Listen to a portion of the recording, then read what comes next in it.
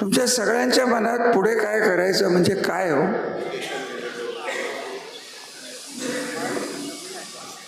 पुढे कुठल्या पक्षात जायचं एवढंच आहे ना डोक्यात. कुठल्या पक्षात जायचं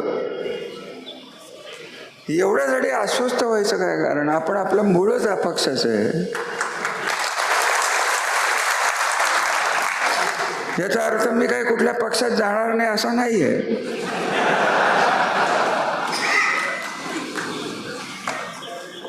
परंतु एक लक्षात घ्या, की पक्ष हा गौण आहे आपल्या तालुक्यात. मला काही 2-3 शब्द तुमच्याकडनं पाहिजेत. पहिली गोष्ट, माझं वय झालंय. मी काय आता वय लपवू का? मी नटी आहे का? वय झालंय, हात पाय जरा ताप देतात, पण डोकं व्यवस्थित चालू आहे, काळजीच.